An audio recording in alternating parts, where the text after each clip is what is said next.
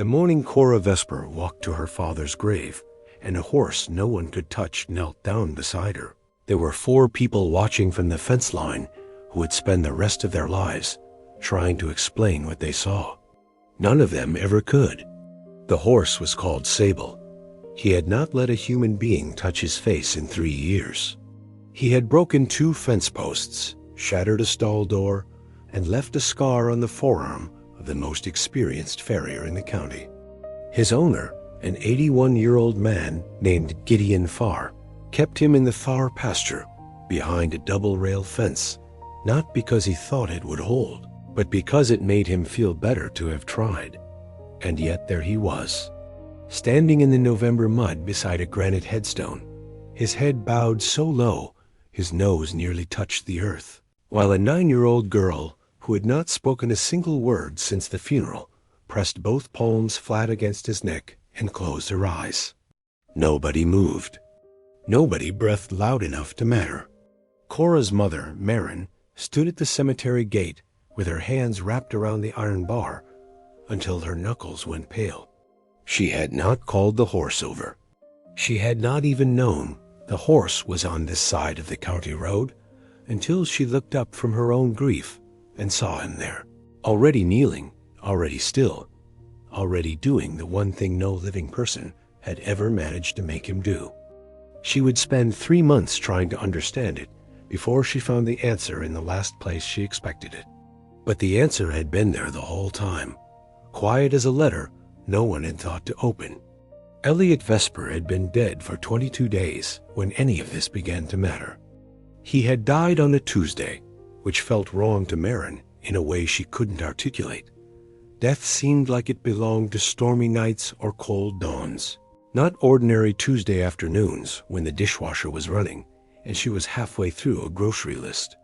He had been driving back from the hardware store in town, the truck loaded with cedar planks he was going to use to build Cora a raised garden bed, because the spring before she had spent 40 minutes crouched in the dirt, watching a single earthworm move through. The soil and Elliot had decided she needed more of that in her life, not less.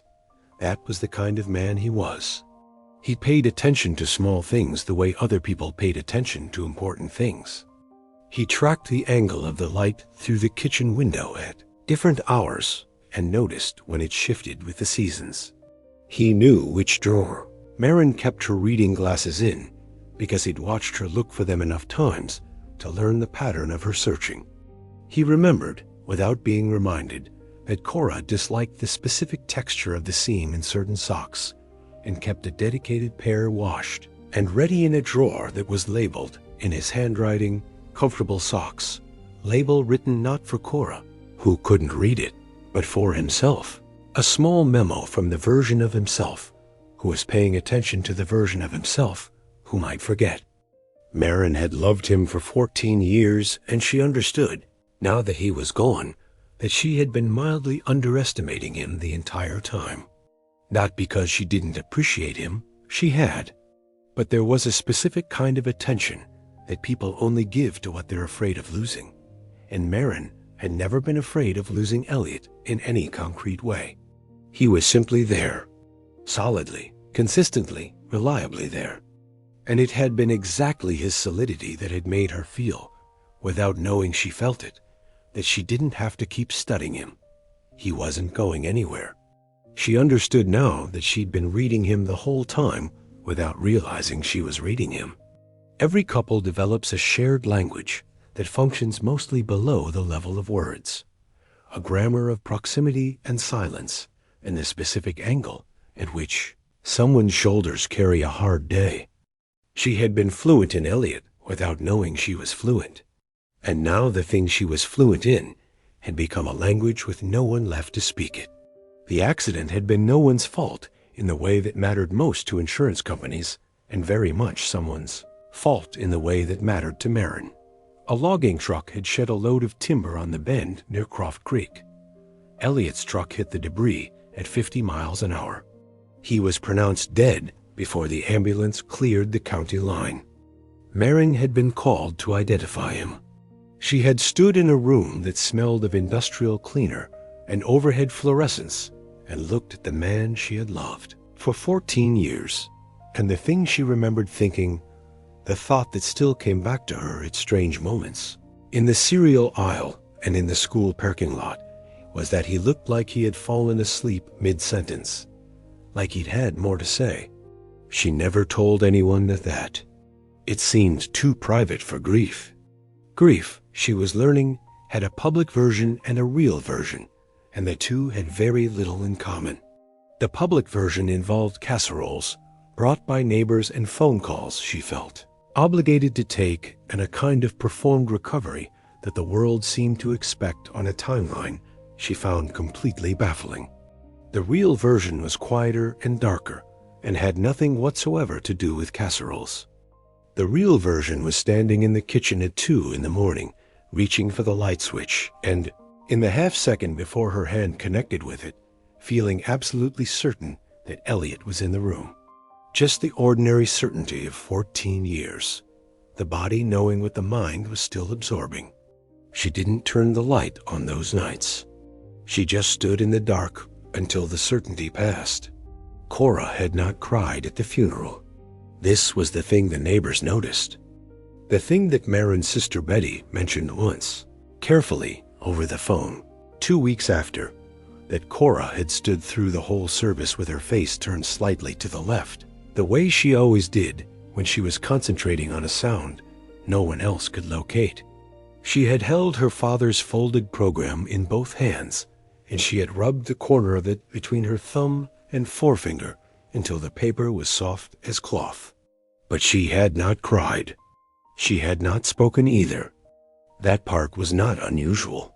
Cora had been non-speaking for most of her life, not silent in the way that suggested withdrawal or absence, but operating in a different frequency, present in her body in a way that sometimes made Marin feel like she was the one who didn't know how to communicate. Cora communicated through pressure and proximity and direction. She communicated through the angle of her attention. She communicated through 1,000 physical facts that had taken Marin years to learn to read.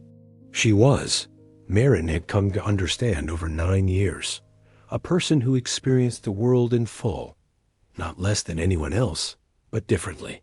Not filtered through language first and then sensation, directly, immediately. When Cora was happy, her happiness had no intermediary. When she was distressed, the distress lived in her entire body. When something was right, she moved toward it with a certainty that Marin had learned to trust more than her own reasoning. What Cora could not communicate was what she understood about her father being gone. And that, the not knowing, was what sat heaviest in Marin's chest in those first weeks. Not just the loss of Elliot, but the fear that her daughter was carrying something enormous and had no way to put it down. Marin had spent 9 years becoming fluent in Cora's language, but grief was a new dialect. She had no map for it. She watched her daughter move through the house, still organized, still attentive to her stones and her seed pods and her particular routines, and could not tell whether Cora was processing something or had simply not understood what the absence of her father meant.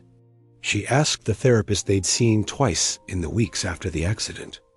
The therapist had been careful and kind and had said something about nonverbal processing and somatic responses that was useful in the way that clinical language is useful. It created a framework where the fear had been living alone, but it hadn't given Marin the thing she actually wanted, which was certainty that her daughter was not suffering in a place she couldn't reach. At night, she listened to the house settling, to the wind, to the particular quality of silence that came from Cora's room when she was in it, which was different from the quality that came when she wasn't, different enough that Marin had learned to tell from her own bed, in the dark, without moving, whether her daughter was there. The Vesper farm sat at the end of Larch Road, which became a dirt track past the second cattle gate, and then essentially gave up on itself before reaching the old farmhouse. They were neighbors with Gideon Farr, in the loose way that rural people were neighbors, which meant they could see his barn roof from the eastern window of the kitchen and had his phone number written on a card tucked behind the microwave, but had not been inside each other's homes more than a handful of times in 6 years. Gideon was 81 and had lived alone since his wife Phyllis died in 2019. He had chickens and one remaining dairy cow he kept mostly out of stubbornness, and he had Sable, who had arrived in the spring of 2021 under circumstances that Gideon described, when pressed, as complicated. The fuller version of the story, which Marin would piece together later from conversations with Gideon and a few other people in the county who had been paying attention, was this. Sable had been owned by a man named Reeves, who had a small operation out past the Croft Creek Bridge.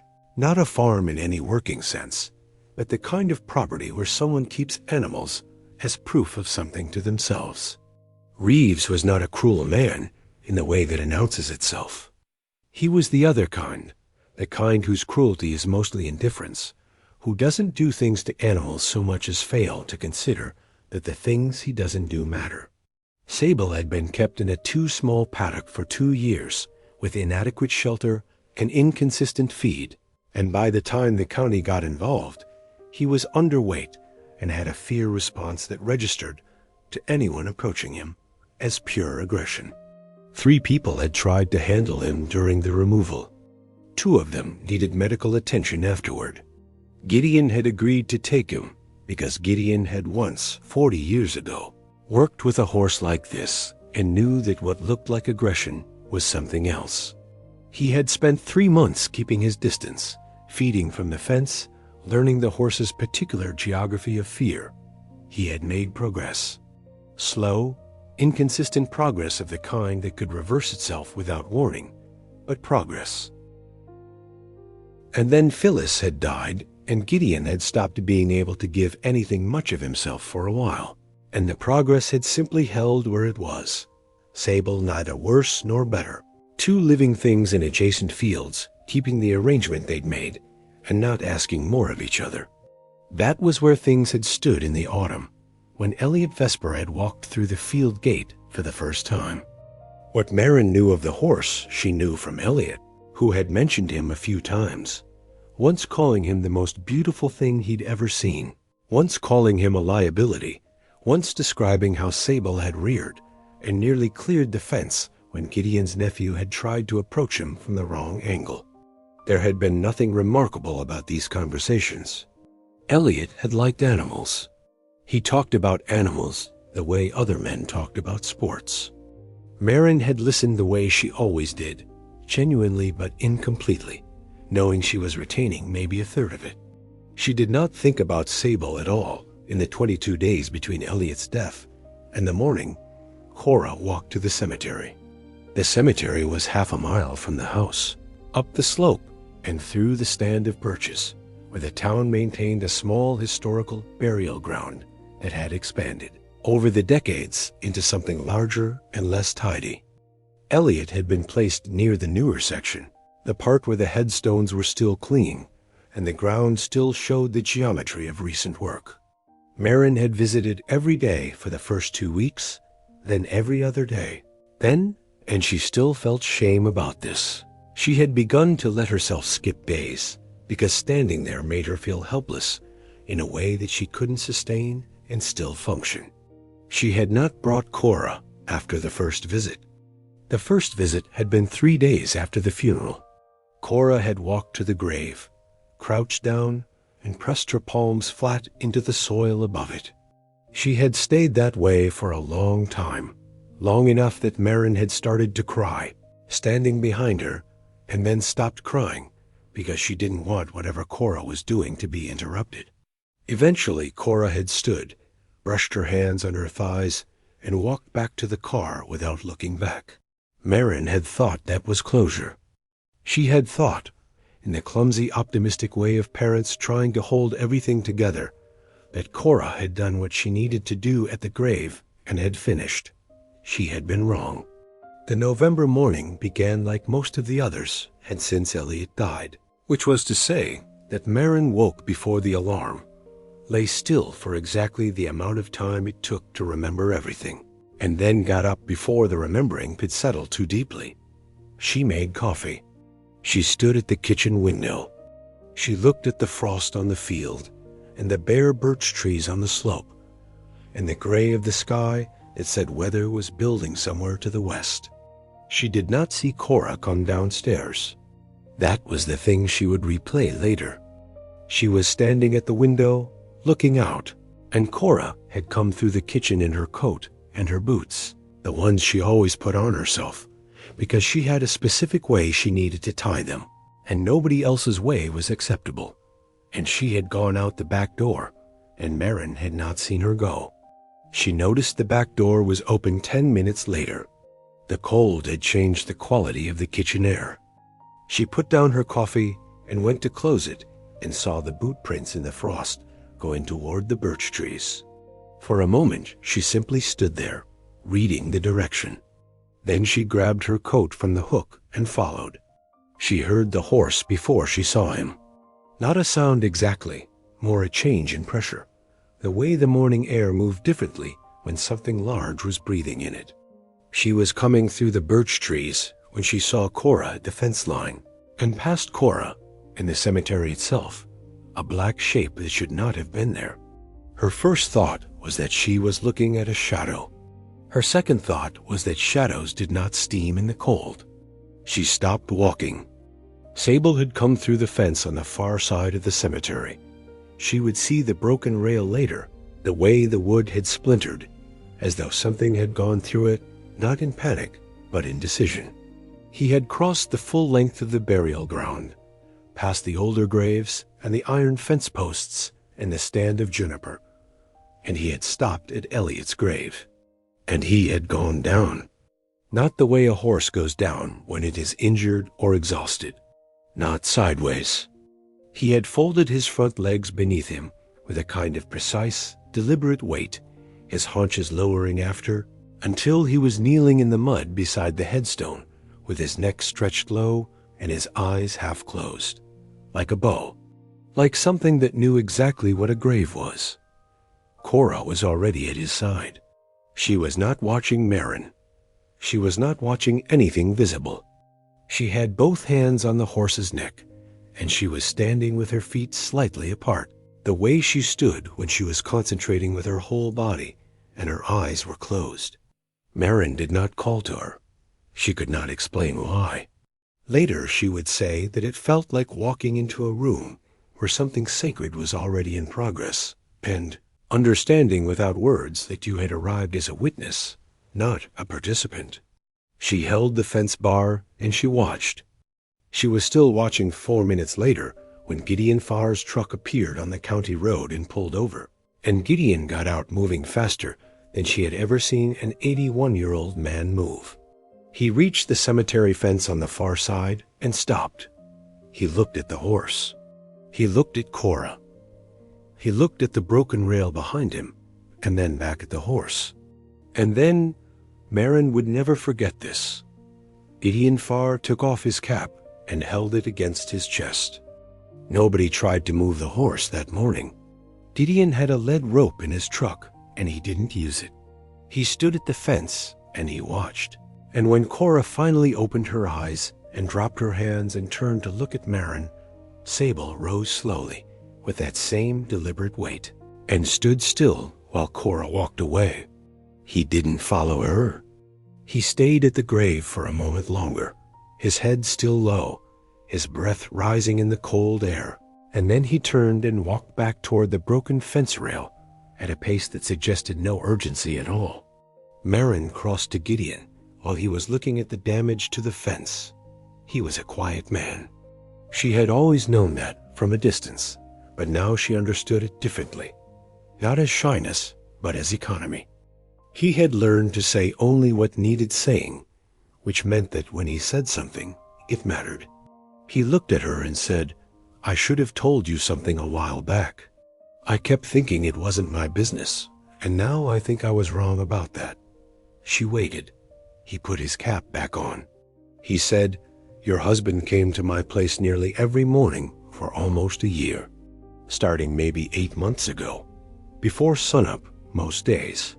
He'd come through the field gate at the back and spend time with Sable. I knew he was coming. I left the gate unlocked for him." Marin heard this, and the words rearranged themselves several times before they made sense. She said, "Every morning." He said, "Close to it. Not every single one, but most." She said, "Why didn't he tell me?"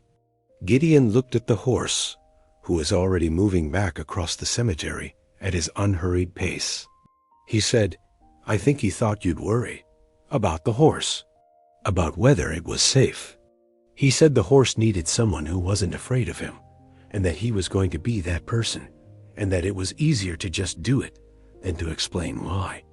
Marin stood in the cold and thought about Elliot, about the mornings she had woken to find his side of the bed empty and assumed he'd gone for a walk or to check on the animals or simply couldn't sleep. She had never asked. She had assumed, and in the assuming had missed an entire part of his life. A year's worth of mornings, dark and quiet, her husband moving through the fields toward a horse that nobody else could reach. She said, "Did it help, the horse?" Gideon said, "He told me once that it was the one place he felt like he didn't have to perform being all right, that the horse didn't need him to be anything in particular." He paused. He said, he talked about Cora a lot. He said he hoped she'd understand someday that the world didn't need to be explained to be experienced, that some things you just have to stand inside and feel. Marin did not tell Cora about what Gideon had said. Not then.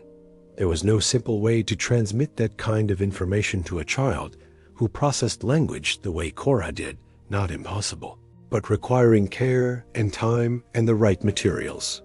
She sat with it for 3 days. She carried it home and let it settle.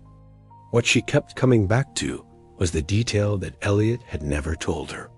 Not out of deception. She understood that now. She was almost certain she understood that, but out of something more complicated. He had needed a place that was only his. A private practice, early in the morning, where he didn't have to be a father or a husband or a man who was holding something together. He had needed the horse's indifference. She thought about all the mornings she had reached for his warm space in the bed and found it empty. She thought about not asking. She thought about the ways two people could live a life together and still move through parallel silences, not out of distance, but out of the specific tenderness of not burdening each other. On the 4th day, she called Gideon. She asked if she could bring Cora to see the horse. Gideon said yes before she finished the sentence. Cora was not afraid of Sable. This was the first thing Marin noticed when they crossed the field gate and walked toward the far pasture. And it stopped her so suddenly that Cora got 3 steps ahead before noticing Marin had stopped. Most large animals made Cora recalibrate. Not in fear, more like the way she responded to any significant change in volume or proximity, with a careful internal adjustment. But she was walking toward Sable with the same steady pace she used for places she already knew, her chin slightly lifted, her hands loose at her sides. Sable was at the far end of the pasture. He turned when they came through the gate. Marin watched his body language with the particular attention of someone who has done just enough research in the last 4 days to know what she was looking for, and just enough honesty to admit she didn't know what she was seeing. His ears came forward. He lifted his head. He did not back away. He walked toward them, not toward Marin. He angled past her with a give that was almost polite, the way a very large thing moves when it has decided to be careful, and he stopped 2 feet in front of Cora. Cora raised one hand, palm up, fingers spread, the gesture she used when she was asking something without words. Sable put his nose into her palm. Marin heard herself make a sound she hadn't planned. Gideon was standing by the fence, and he was watching the horse the way you watch something you've been afraid you'd never see, with a release in it, with relief that had been waiting somewhere and didn't know until now it could come out. He said, very quietly, not really to Marin, but to the field in general. He wouldn't let Phyllis near him either. Only Elliot, and now her. Marin looked at him, He said, "She smells like him." They told me once that it's possible. Family members sharing something biological that animals can detect better than we can. I don't know if that's what it is. I'm not sure knowing what it is changes anything. Cora had moved her hand from Sable's nose to the side of his face. She was pressing her palm against his cheek with steady, even pressure. The kind of touch that she used on things she was trying to understand, learning them through contact, reading whatever was available that language couldn't reach. Sable stood absolutely still. The weeks that followed were not simple. Grief is not a problem that gets solved by a significant moment in a cemetery, and Marin knew enough about her own nature not to mistake a shift in the weather for the end of winter. She still had mornings that went wrong before they started. She still found Elliot's handwriting on random pieces of paper, a grocery list, a note about a broken gate latch, a phone number with no name attached, and had to stop what she was doing and stand somewhere quiet for a minute before she could continue. Cora continued to visit Sable, not every day, every 2 or 3 days. Gideon left the field gate unlocked. He would sometimes see them from the kitchen window, the girl and the horse in the far pasture, Cora sitting on the fence rail or standing in the mud without any apparent concern for her clothes. Sable close enough that she could touch him whenever she decided to. Sometimes he joined them. More often he didn't. He noticed things. He noticed that Cora had specific places she liked to touch the horse, the flat of his neck just behind the ear, the broad muscle of his shoulder, the place above his nose where the bone came close to the surface. She wasn't random about it. She approached each contact the same way she approached everything she took seriously, which was with a kind of methodical attention that looked, from the outside, like a child playing a very private game, but was actually something closer to learning a language. He also noticed that Sable was changing. Not dramatically, not in a way that he could have proved to anyone. But he had known this horse for 3 years, and he had learned to read him through the fence from 60 feet away, because that had been the only safe distance. Sable's body had a particular quality of contained tension, like a sound that was always on the edge of becoming something louder. Even when he was grazing, he had been a horse that seemed ready to leave. He was not that horse anymore. It was a gradual thing, slow as a season changing. But by December, Gideon was noticing that Sable would come to the gate when he heard Cora's particular footsteps on the path. Not any footsteps, hers specifically, and that the quality of stillness that came over the horse when she touched him was something Gideon had no good word for. Not calm exactly, more like arrived, like something that had been waiting for a place to put itself and finally found one.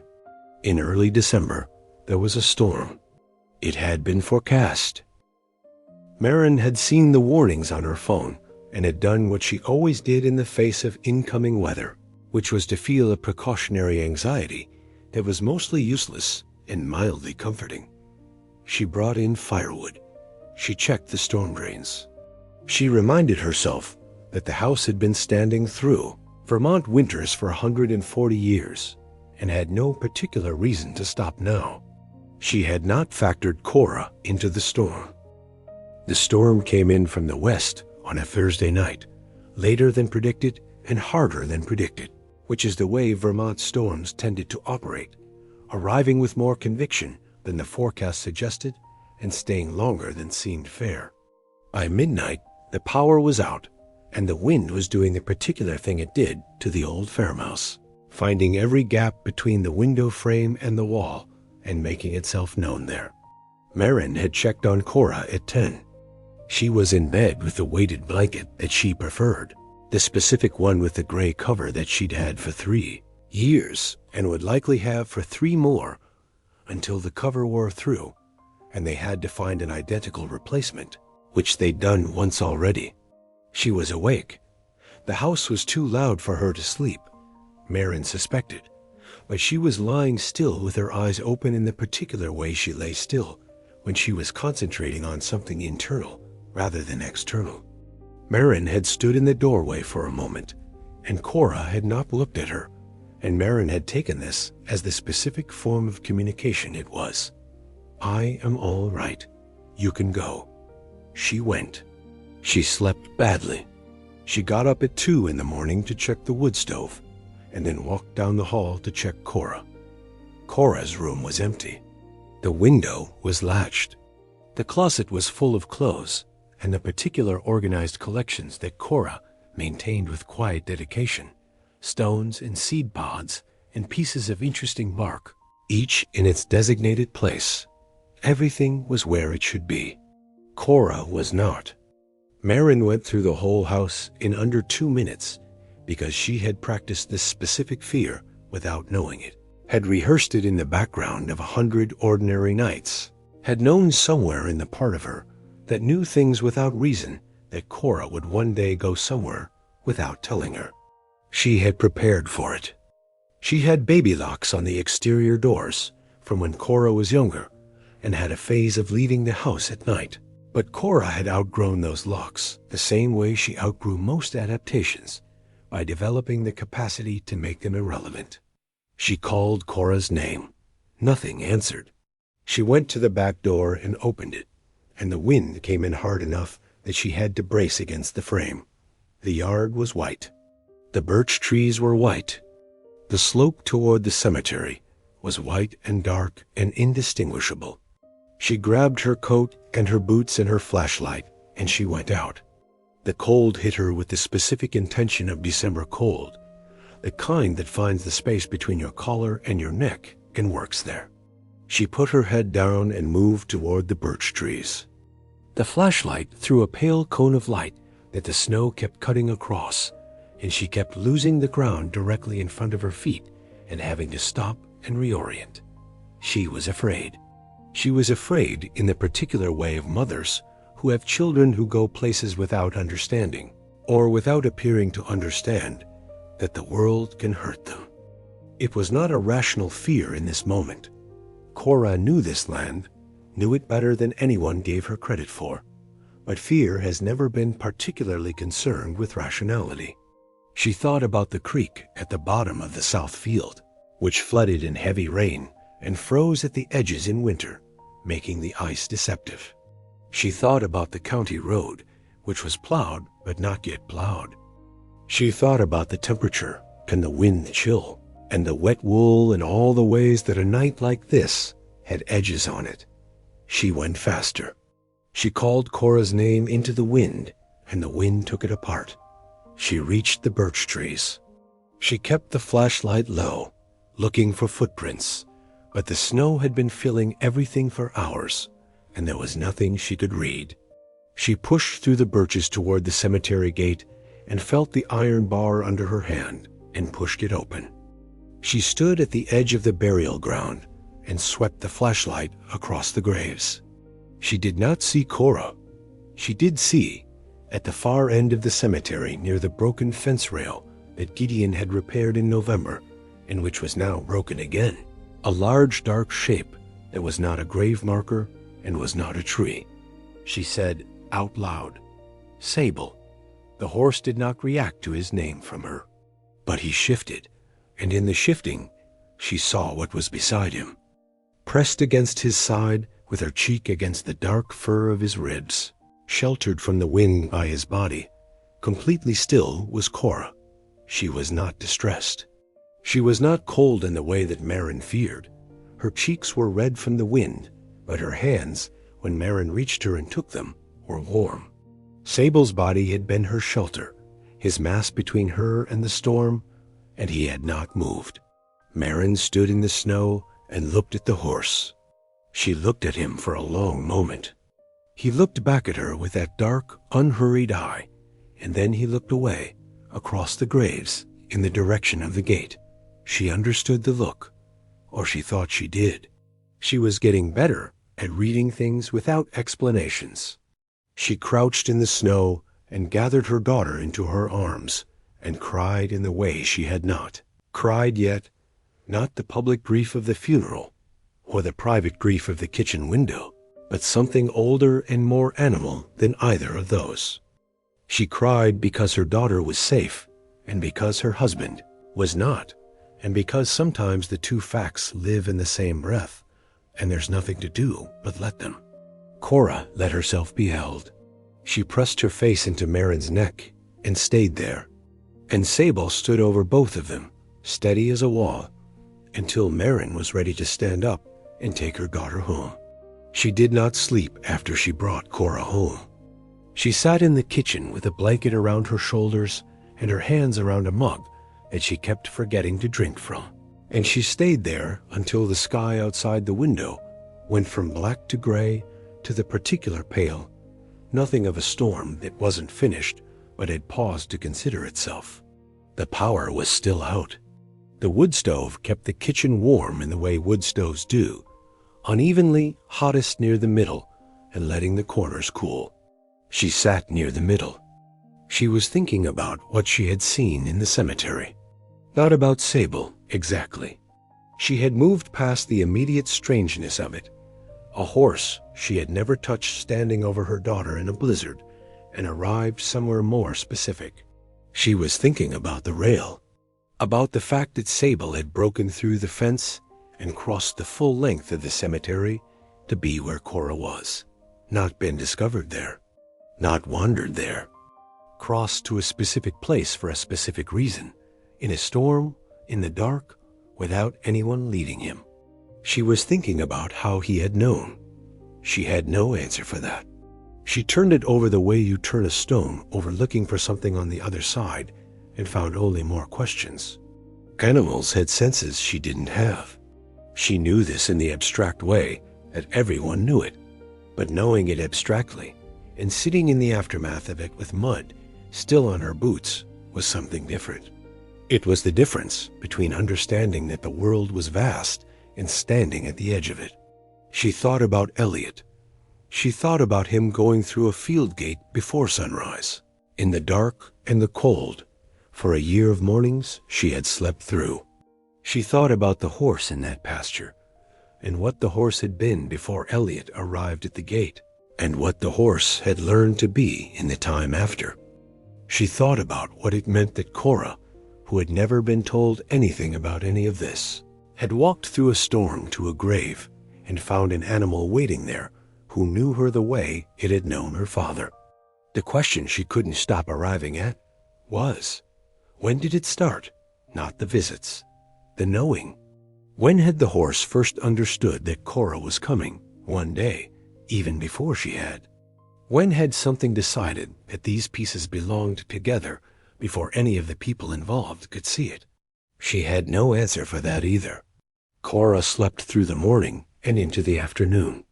Marin checked on her 4 times, each time finding her the same, breathing steadily, face relaxed in the specific way of children who have exhausted themselves and feel safe doing it. At some point, the power came back and the refrigerator made its noise, and the kitchen lights came on full and honest, and Marin sat in the brightness and felt grateful for it in a way that had nothing to do with electricity. She called Gideon the next morning after the storm had passed and the power had come back, and Cora was asleep on the couch wrapped in 2 blankets with a cup of cooling tea on the table beside her. She told him what had happened. She told him about the cemetery, about Sable's broken rail, about finding them. Gideon was quiet for a long moment. Then he said, "I should show you something. I should have shown you when you asked about Elliot, but I didn't know how to bring it up. Come over when you can." She went that afternoon. He took her to the barn. It was the old barn at the back of the property, the one that hadn't been used for cattle since the 80s, and that Gideon now used for storage equipment.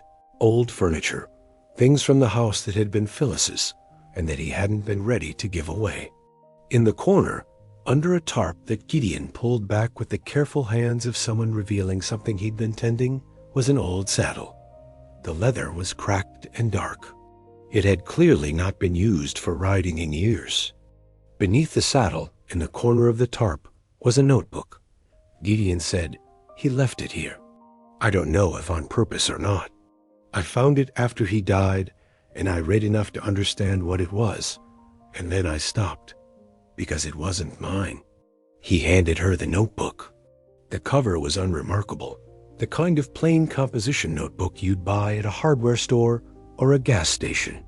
Elliot's name wasn't on it, but the handwriting on the first page was his, and she recognized it before she had read a single word, because handwriting is one of those things that belong to a person as much as their voice does and goes on existing after they don't. She sat on an overturned feed bucket in the cold barn, and she opened it. He had begun writing in the notebook the previous winter, during the months when he'd started going to Gideon's property before sunup. The early pages were brief, almost like field notes. Observations about the horse, the way Sable responded to different approaches, the things that alarmed him and the things that didn't, the exact position of the hands that seemed to convey the least threat. There was a quality to the writing that was painstaking and patient and deeply careful, and it took Marin several pages before she understood that this was not how Elliot usually wrote.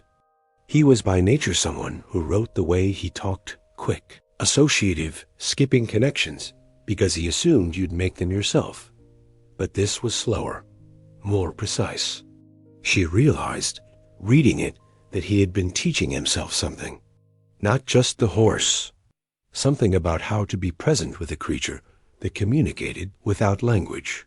He had been practicing for Cora. There was an entry from February that stopped her entirely. He had written, "I've been doing this wrong for years." Not wrong, just wrong in a specific way that I couldn't see from inside it.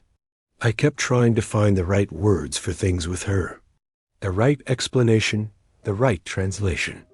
Like if I could just find the correct language, she'd understand what I meant. But she doesn't need my translation. She needs my presence. She needs me to stop narrating and start being there. The horse taught me this today. Not by doing anything. By not leaving when I was uncomfortable. That's the whole lesson. Just not leaving. The entry was dated February 14th. Marin read it twice and looked away, and then read it a third time.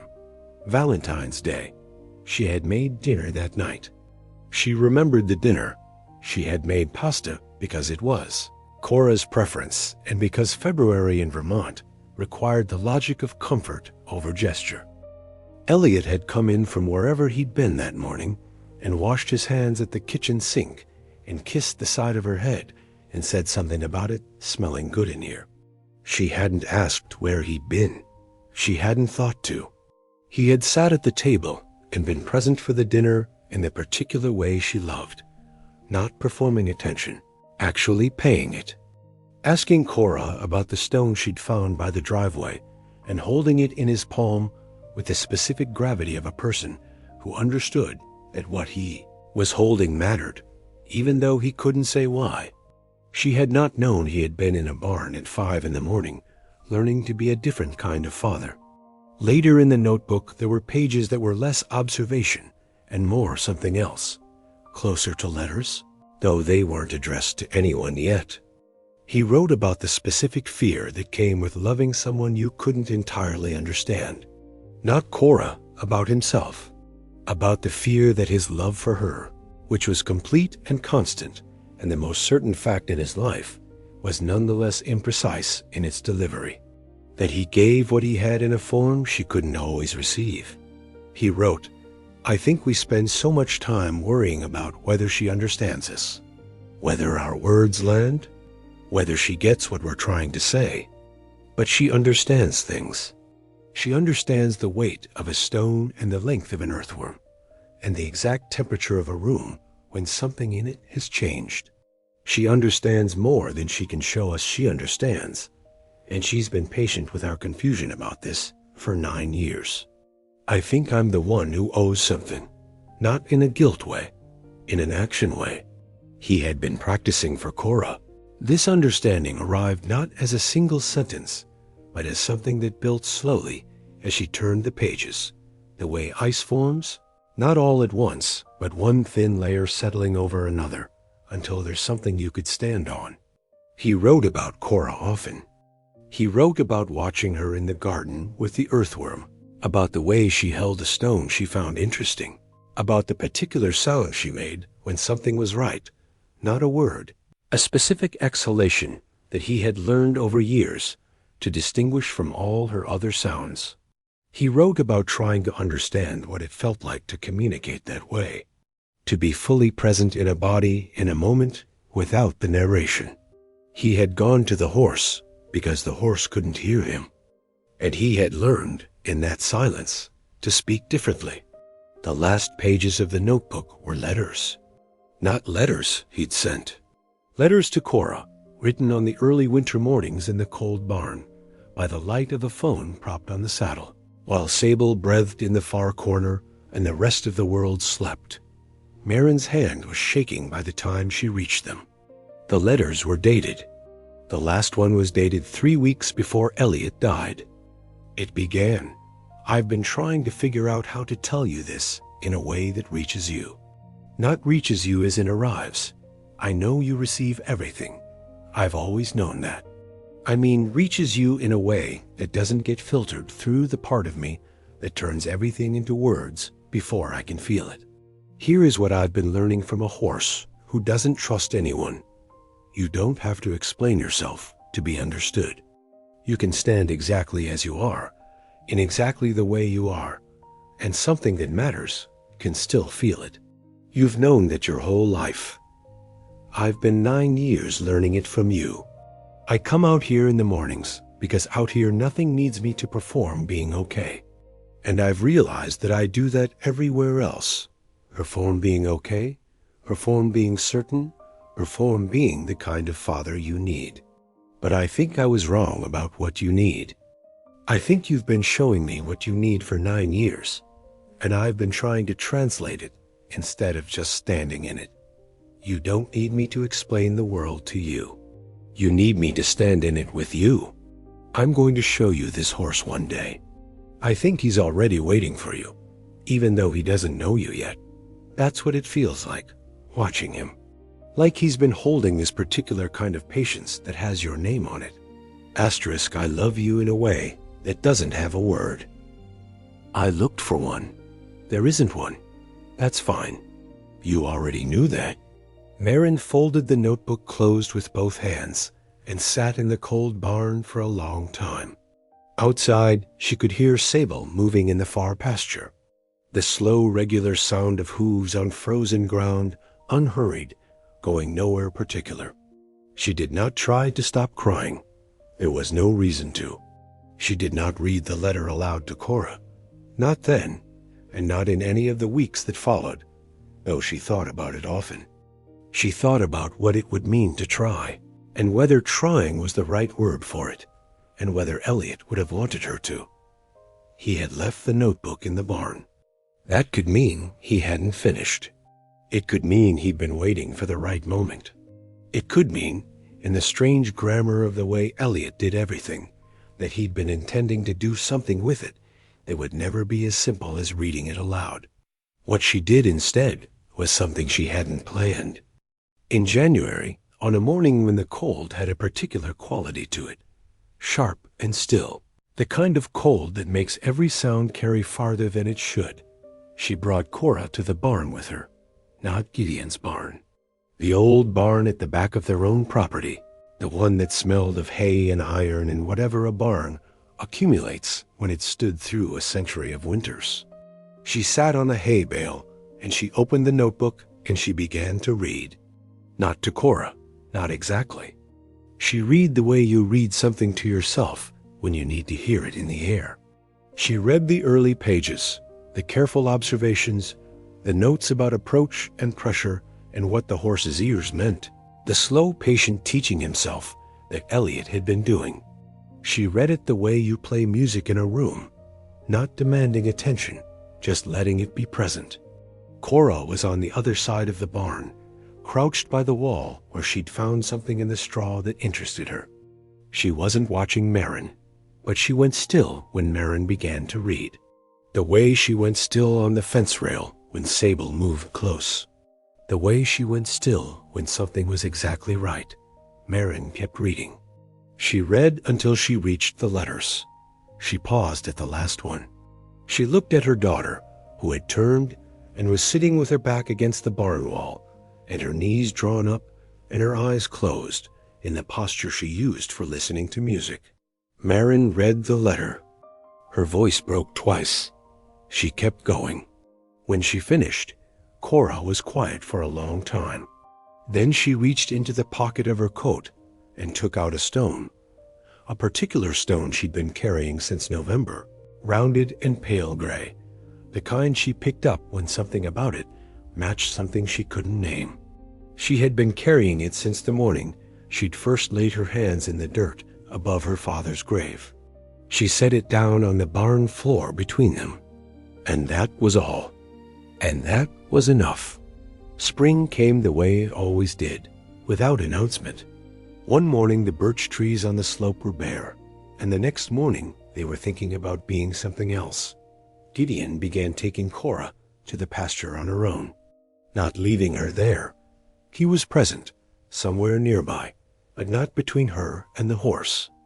He understood by then what Elliot had understood, that the way to be useful to this particular child was to remain available without inserting yourself into what was working. It had taken him a while to get there. Gideon was a man who had spent 81 years operating on the assumption that usefulness was active, that helping meant doing, that care required effort you could see. He had raised 2 sons and buried one of them at 43, and had sat beside Phyllis through 2 years of illness that had required more from him than he'd known he had, and none of that had prepared him for the specific work of standing still while a 9-year-old girl and a damaged horse conducted whatever it was they were conducting in his far pasture. But he had learned. He had learned because Cora had, without meaning to, taught him the same thing she appeared to be teaching the horse. She had taught him by simply doing what she always did, arriving with complete and unperformed attention, expecting nothing, moving at the pace the moment required, rather than the pace his anxiety suggested, until being near her felt like being near something that had decided the world was worth engaging with exactly as it was. He had not expected that lesson at 81. He had not known he still needed it. He thought about Phyllis, about the last year when she had stopped being able to go outside and he had started describing to her what he could see from the window, the changing light, the horse in the far pasture, the way frost made the field look like something from a country they had never been to, but had always meant to visit. She had listened with her eyes closed, the same way Cora listened, and he had understood then that describing things carefully was a form of giving them to someone, that it mattered how you told a story about the world to someone who needed to hear it. He thought about Elliot. He thought about the mornings, the dark before sunup, and the shape of a man moving through the field gate, and the sound of the horse, who had never been okay, slowly deciding to try being something else. He thought about the notebook, about finding it in the tarp and opening it and understanding within 4 pages what it was, and then closing it and sitting in the cold barn for a long time, not sure what he was supposed to do with something that had been left for someone who hadn't arrived yet. He had waited. He wasn't entirely sure he had waited for the right reason. Maybe he had waited because it felt like the last connection to Elliot that hadn't yet been given away. Gideon had lost enough people to understand that you held on to things longer than was strictly logical. That was not weakness. That was just how loss worked. He was glad, now, that it had ended up where it needed to go. He thought, it's possible to leave things for the right person without knowing they're there yet. Sable let Cora lead him by the halter in April. This was the first time he had walked with a lead rope in 3 years, without the specific quality of endurance that Gideon had always read as tolerance with conditions. He walked beside her the way horses walk beside people they've chosen, differently. It was not a dramatic moment. Cora had simply reached up and clipped the lead to the halter ring. She had been working up to it for weeks, approaching the task with the same methodical patience she brought to everything, and then she had started walking. and Sable had walked beside her. That was all. But Gideon, watching from the fence with his hands in his pockets, understood that what he was looking at had required 3 years of damage and a year of mornings in the dark, and the death of a man he'd liked more than he'd ever said. So, and a winter that had felt, at certain points, like it might not end. He took his cap off and held it against his chest. He stood there until they reached the far fence and turned and came back, and then he put his cap on and went inside to make coffee, because some things are better held than examined. Gideon watched them from the fence, often. He became, over that spring and into the summer, a kind of quiet constant, present without being central, which is a difficult thing to be, and which most people don't manage, even when they're trying. He was not trying. He had simply run out of the energy required for performing presence, and what remained was actual presence, which turned out to be more useful. He watched Cora teach the horse things without appearing to teach them. She did not use commands. She did not use the structured language of training, the pressure and release that Gideon had always understood as the grammar of working with horses. She used proximity. She used the direction of her attention. She used the particular way she moved her hands along the horse's neck, which was not random, but was also not readable as technique. It looked from outside like two creatures learning the same language simultaneously, neither of them the teacher. By June, Sable would stand at the gate in the morning before Cora arrived, not waiting in the agitated way of animals that have been conditioned to expect something, not pacing, not vocalizing, just standing at the gate, head slightly low, in the posture of something that has already decided what it is doing and is simply waiting for the moment to begin. Gideon noticed this and did not mention it to Marin. Some observations belonged to the person making them. He kept it the way he kept Phyllis's descriptions of the view from the window, something private that didn't need to be shared to be true. Marin kept the notebook. She kept it on the shelf in her bedroom, where Elliot's other books were, the ones she hadn't been able to move because moving them would mean deciding something she wasn't ready to decide. The notebook sat between a field guide to Vermont trees and a paperback novel with a broken spine that Elliot had been reading the week he died and had left face down on the knitstand in a way she still hadn't corrected. She had thought, when she first brought it home, that she would read it once and then put it away somewhere private. That felt like the right relationship to have with a dead man's private writing. You looked at it. You understood what it was. You held it carefully. But the notebook was not that kind of thing. She read it again in May. She read it again in June. Each time she found something different. Not because the words changed. Because she changed and changed again, and the words had been written for versions of her she was only becoming now. In May she read the February entry, the one about not translating, about simply being present, and it landed differently than it had in January. Because by May, she had spent 4 months watching Cora with Sable and understanding, in her body rather than her mind, what it meant to communicate without the intermediary of language. In June, she read one of the earlier entries, the careful field note observations about how Sable responded to breath rate, to the angle of approach, to whether the approaching person was carrying an intention or simply moving, and she found herself thinking about Elliot not as the man she had lost, but as the man she had perhaps known less thoroughly than she'd believed. Not in a painful way, in the particular way of widowhood, which is that you keep discovering your person after they are gone, and the discoveries are not failures. They are the evidence of a life that was genuinely being lived, full of interior territory that even intimacy doesn't map completely. She had told Betty about the notebook in May, briefly, over the phone. Betty had been quiet for a long moment, and then said, "He always did his biggest work privately, didn't he?" Marin had not known what to say to that, because it was true, and it was generous, and it contained something she was still working through. The idea that the most important things Elliot had done in the last year of his life had been done before sunup, in a cold barn, in complete silence, with no audience and no reward. She thought about what that meant about the nature of love, about the work that goes on under the surface of a life, invisible to everyone, including the people closest to you.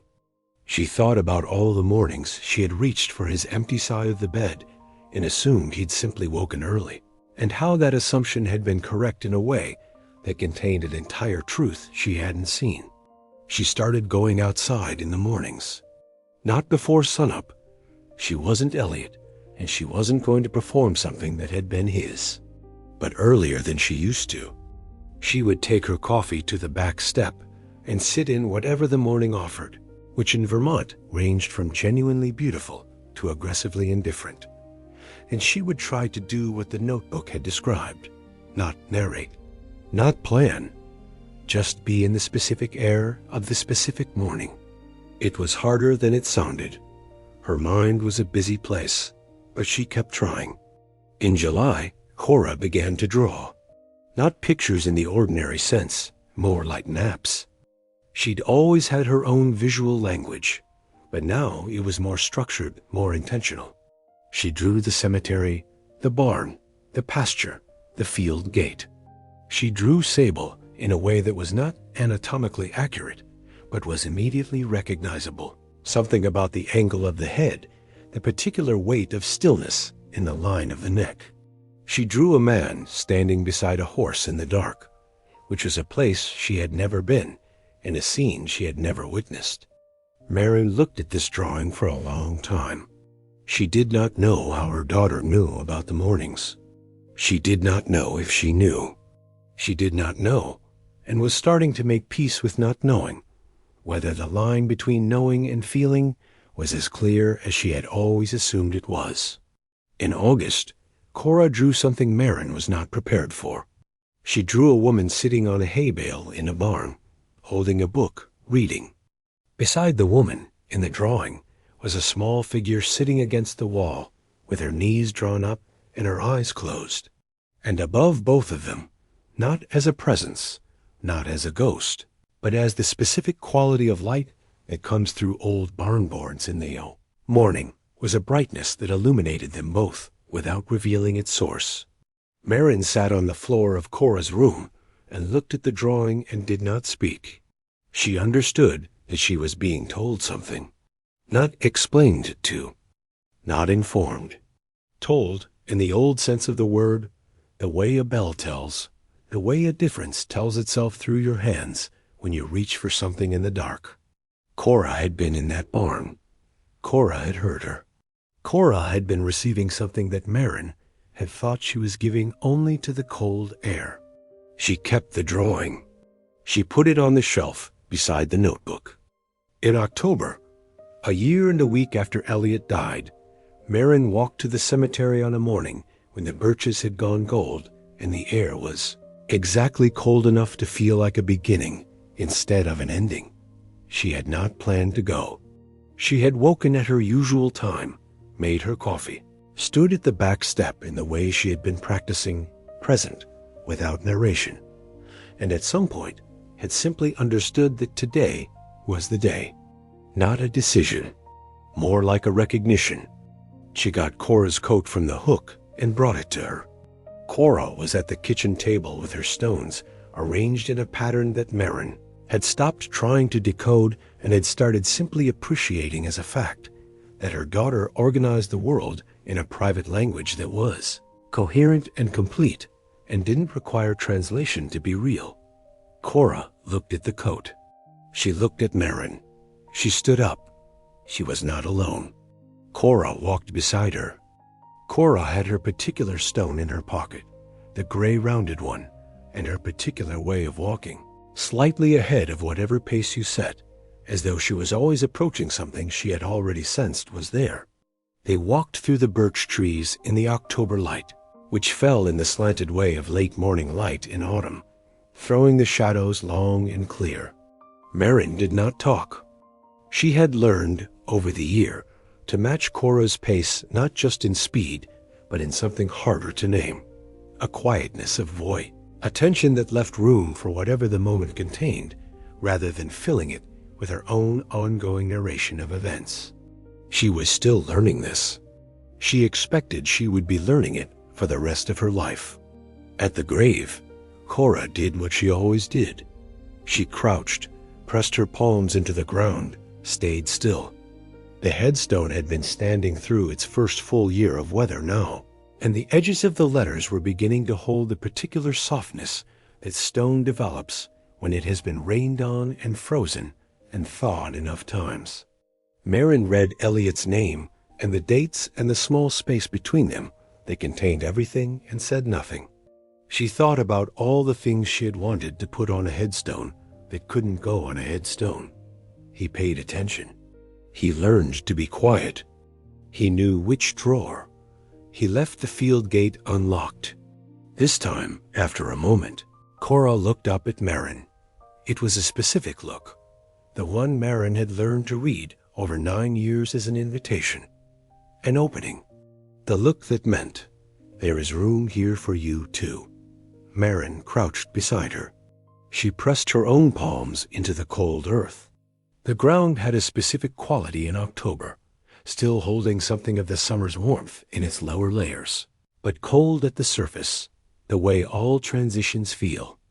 Different things at different depths, and you have to commit to the contact before you can feel which one is true. Marin pressed her palms down and felt both, the cold and the warmth underneath it. She stayed there. They stayed like that for a while. The birch trees moved. The sky was the particular blue of October that seems brighter than summer, as though the cold sharpens it. They heard Sable before they saw him. The familiar sound of hooves on the slope, unhurried, deliberate, the sound of something moving because it had decided to. He came through the broken fence line that Gideon kept repairing, and he kept breaking, and that Gideon had eventually stopped repairing. He crossed the cemetery at his slow pace and stopped at Elliot's grave, his head already lowering. He knelt, not for the first time, but for the first time, Marin was close enough to feel the warmth that came off him. She was close enough to see the way his eye, partially closed, reflected the October sky. She was close enough to understand that this was not a thing the horse was doing for her, or for Cora, or for the grave, or for anyone watching. It was a thing he was doing because he had learned, in the dark before sunup, from a man who came through a field gate and did not ask him to be any particular way, that some presences deserve acknowledgement. Cora reached out and put one hand on his neck. She took her other hand and placed it over Marin's hand, which was still pressed against the cold ground.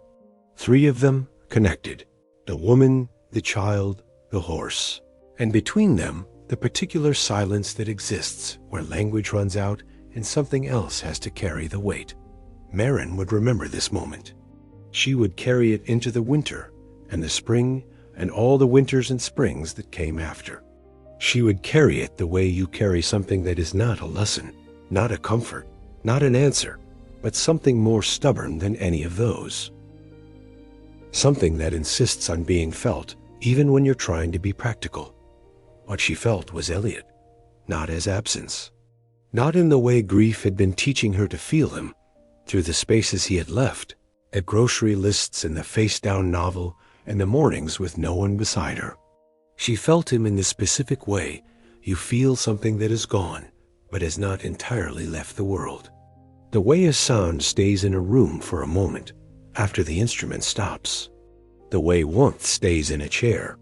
He had stood in this same ground and pressed his own hands into a horse that no one else could touch, and had decided, slowly and quietly, and before sunup, that the world was worth standing inside of. Cora had known this without being told, and Marin thought, he was right. He was right about what she needs. He was right about what we all need. You don't have to explain yourself to be understood. There is a photograph that Gideon took that October morning. He did not tell anyone he had taken it. He found himself at the cemetery fence with his phone in his hand, not quite knowing how it got there, and he took it before he thought about whether he should. It shows a woman and a child and a horse at a grave, the birch trees gold behind them, the sky cloudless. The woman and the child have their hands in the ground. The horse is kneeling. Gideon kept the photograph on his kitchen table for the rest of that year, and when people asked what it was, he found he didn't have a good explanation. He would look at it and then look at the person who was asking and say, "That's a horse who decided to learn something. And that's a girl who already knew it. And that's a woman who's figuring out they were both right."